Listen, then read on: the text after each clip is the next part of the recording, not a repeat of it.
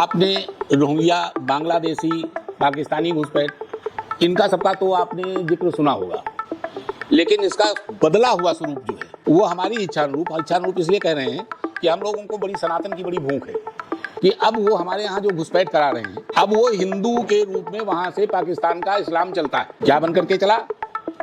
रमेश बनकर के चला। कि ये पुस्तक है उपन्यास की विधा पर है, उपन्यास की तर्ज पर है। ये इसको उपन्यास कहना बेईमानी हो जाएगा।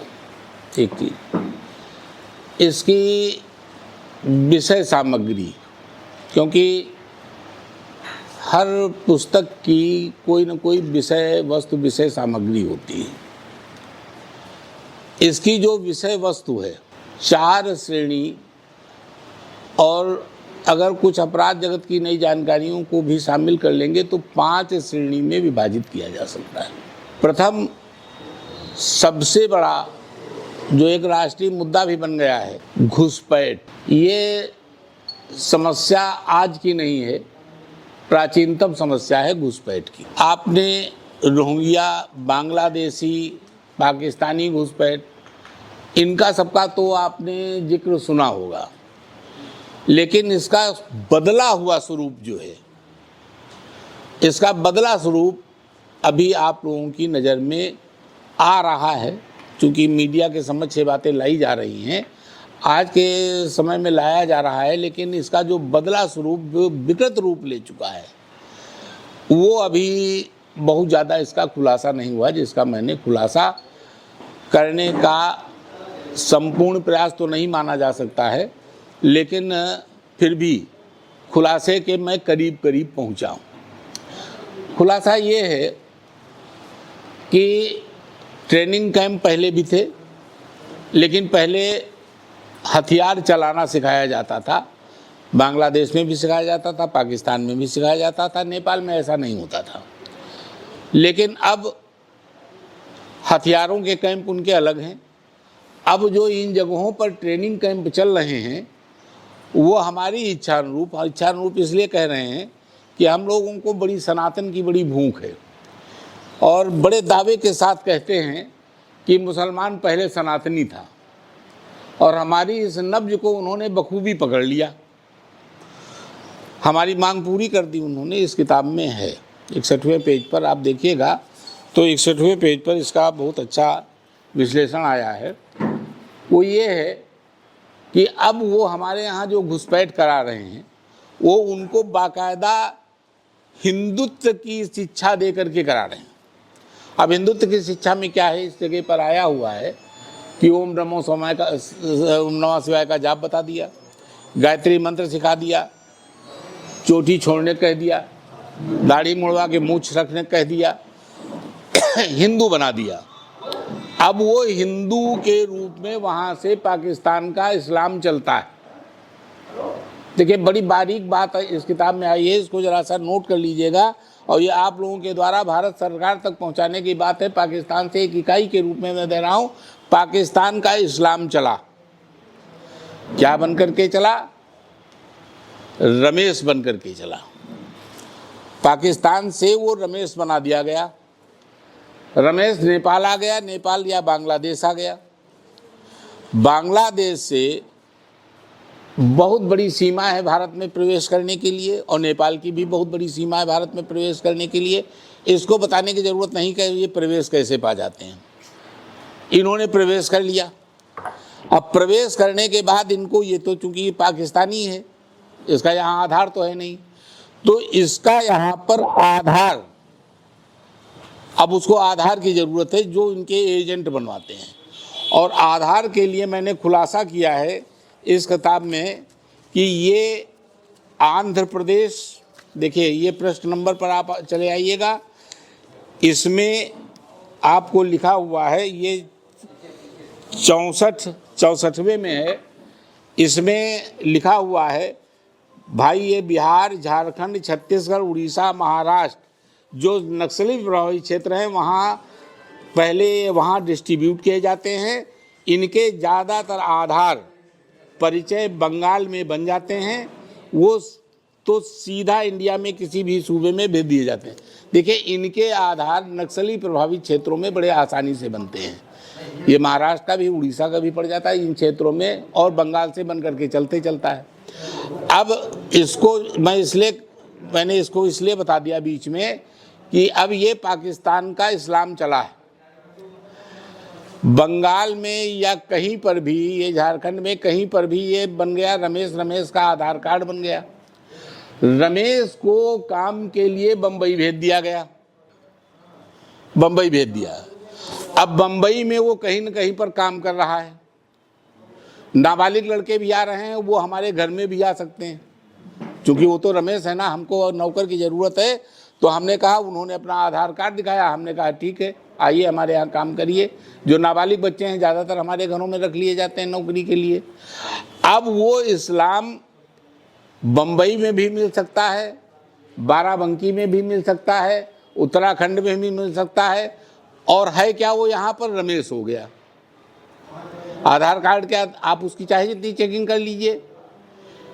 एक जो चीज़ है वो मैंने उनके लिए नहीं लिखी, लेकिन इसमें मैंने, जब एक फ़कीरे इनके कैंप में ट्रेनिंग के लिए जाता है तो वहाँ का मौलाना कहता है, जो इरफान लेकर के जा रहा है, उससे कहता है इसकी सुन्नत चेक की है।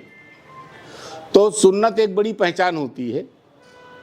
खैर, हमने अभी बताया था, अगर आप लोगों की हिम्मत पड़े तो लिख दीजिएगा, सुन्नत कैब तक बन के आ रही है। आप पकड़ नहीं सकते हो, आप पकड़ नहीं सकते, इनको कतई नहीं पकड़ सकते हो कि ये इस्लाम है। ये रमेश हैं तो रमेश हैं। अब ये पूरे हिंदुस्तान के अंदर फैले हुए हैं।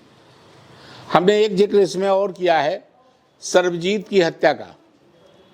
सर्वजीत की हत्या का मैंने खुलासा किया, हत्या का मैंने इसमें जिक्र किया है, एक ही लाइन में आया है। मैंने बहुत विस्तार लिखने की ज़रूरत नहीं कि पाकिस्तान की जेल में सर्वजीत मारा जाता है, भारत सरकार उसको लाना चाहती है। क्यों मार दिया जाता है? इसलिए मार दिया जाता है कि उसके पास पाकिस्तान की तमाम खुफिया जानकारी थी, और पाकिस्तान की जेल में था, पाकिस्तान की पूरी जानकारी लेकर के भारत चला आता। अगर भारत चला आता तो पूरे पाकिस्तान की खुफिया जानकारी दे देता आकर के।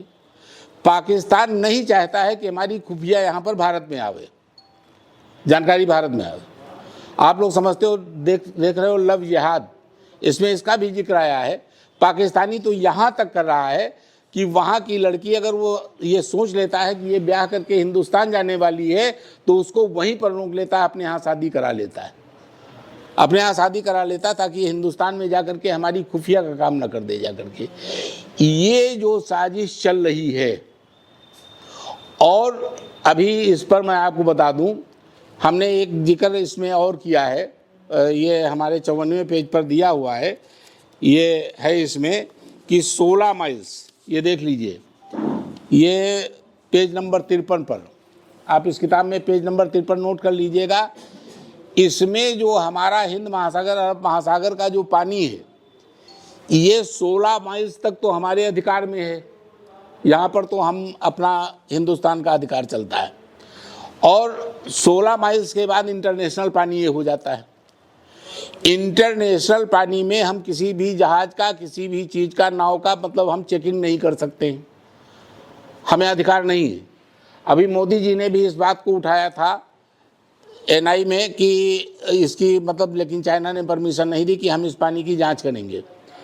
इस पानी के जरिए आने वाला कितना ड्रग्स पकड़ा जा चुका है? एक बार 300 कुंटल पकड़ा गया, 300 टन पकड़ा गया। अभी 3 दिन 4 दिन पहले 700 टन पकड़ा गया, 2500 की मतलब जो है ड्रग्स पकड़ ली गई आपकी। ये चौथी बड़ी खेप है। ये इंटरनेशनल पानी में जहाज चेक हो नहीं सकता।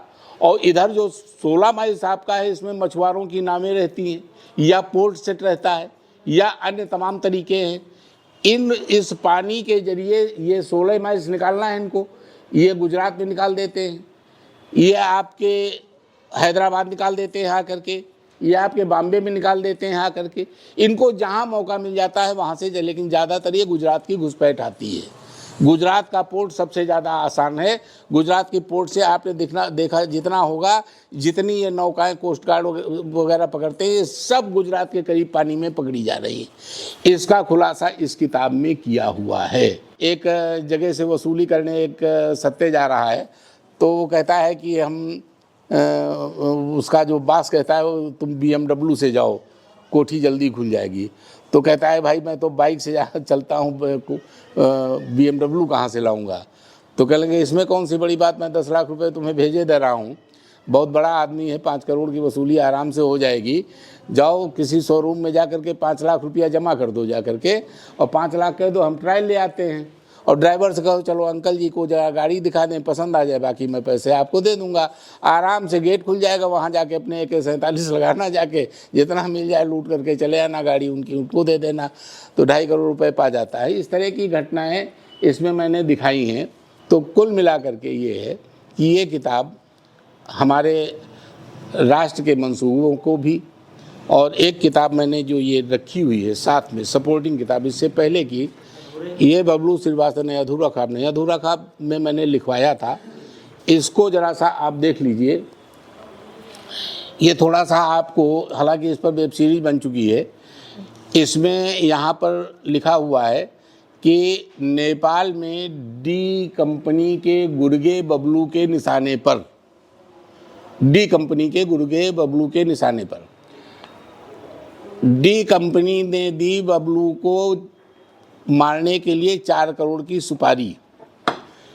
इस किताब के अंदर 27 नेपाल के मर्डर के केस हैं, 27 केस, और 27 केस मैंने बगैर डर और बगैर भय के किस तरह से लिखे हैं, जिसका जहां पर मर्डर हुआ और उसका जो नाम वहाँ था, अगर माजिद मनिहार मारा गया नेपालगंज में होटल में, तो फिर नेपालगंज में माजिद मनिहारी ही मारा गया। कैसे मारा गया, गोली से मारा गया, किस होटल में मारा गया, किस नंबर कमरे में मारा गया, इसका भी खुलासा इस किताब में है।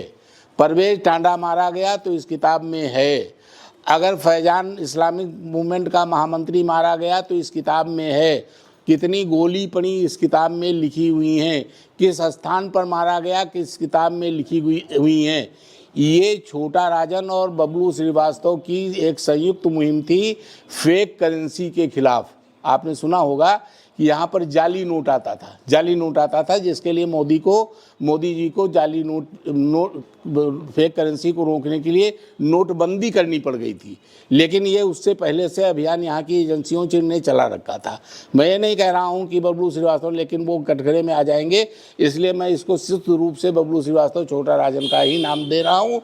इन्होंने इस काम को किया और मैंने इसका खुलासा किया और 27 मर्डर किए। इसको कहते हैं नेशनलिटी, इसको कहते हैं राष्ट्रभक्ति, इसको कहते हैं राष्ट्र के प्रति किया गया समर्पण युक्त कार्य, इसको कहते हैं कि राष्ट्र के प्रति समर्पित रिस्क। ये नेशनलिटी है। इस किताब में इसकी वेब सीरीज बन चुकी है। ये 27 मर्डर केस, ये 14 से लेकर के, और ये जब तक 17 में किताब लिखी गई तब तक हो चुके थे। रियाज भुटकल मारा गया पाकिस्तान के अंदर, उसका जिक्र है, रियाज भुटकल मारा गया। इसके बाद भी कई घटनाएं हुई हैं जिनका मैं जिक्र अगली किताब में करूंगा। मददगार कौन कौन से लोग हैं, अली बुधेश का नाम एक बार बहुत चर्चा में आया था, आपने देखा होगा। सारे विधायकों को यहाँ पर एक धमकी दे दी गई थी। बहरीन का एक पाकिस्तानी बदमाश है जो पाकिस्तान का भगोड़ा है, दाऊद का एंटी है। अली बुधेश का नाम बहुत तेज चला था। उसके बाद इंडिया गवर्नमेंट ने उसको क्लीन चिट दे दी थी कि नहीं, अली बुधेश ऐसा नहीं कर सकते। अली बुधेश का नाम का जिक्र इसमें है, इस किताब में। तो कहने का तात्पर्य हमारा ये है कि ये मुहिम भी यहाँ के भारत सरकार छोड़ नहीं, गलत निकल रहा है, भारत के होनहार नौजवान, मैं कहूँगा राष्ट्रवादी नौजवानों के द्वारा भी चलाई जा रही जितनी खुफिया एजेंसी सक्रिय हैं, उससे ज़्यादा ये सक्रिय हैं और ये रीढ़ तोड़ी जा चुकी है। और अतिशीघ्र गुजरात में एक पर गोली चली, नामजद हुए हैं, केस चल रहा है लोगों का, दाऊद के आदमी पर गोली चली। लेकिन इत्तेफाकन पहचान गलत हो गई तो उसके जगह दूसरा चोट खा गया। हमारी सर्विस चार्ज में मतलब जो है खुलासा किया गया है उसका, दूसरा चोट खा गया लेकिन दहशत में आ गया। दाऊद कंपनी का आदमी था जो ड्रग्स स्मगलिंग में शामिल था। तो कुल मिलाकर के ये अति उपयोगी किताब है, अति उपयोगी किताब है। अब हम इतना साधन संपन्न नहीं हैं कि हम जन जन तक पहुंचा दें। प्रेस वार्ता का हमारा उद्देश्य इतना है कि इसको प्रेस के जरिए इसके जितने पन्ने आप नेशनल लेवल पर ले जा सकते हैं, आप ले जाएं, अंतर्राष्ट्रीय स्तर पर जितने पन्ने ले जा सकते हैं। और ये आपके लिए हमारे लिए गर्व की बात होगी कि इसका खुलासा बाराबंकी से हो रहा है, अन्य की जगह पर बाराबंकी से हो रहा है। जो खुलासा दिल्ली से होना चाहिए था, बॉम्बे से होना चाहिए था, अन्य राजधानियों से होना चाहिए था, उसका खुलासा हम बाराबंकी से कर रहे हैं। ये हमारे बाराबंकी की धरती को भी गर्व होना चाहिए इस बात पर। और ये किताबें आप लोग कुछ इस तरह से भेजिए कि अमित शाह और मोदी जी तक भी पढ़ने में जाए, भारत सरकार तक, जनता के तक पढ़ने में आवे। ये मैंने पुस्तक का पूरा विवरण आपके सामने रखा है।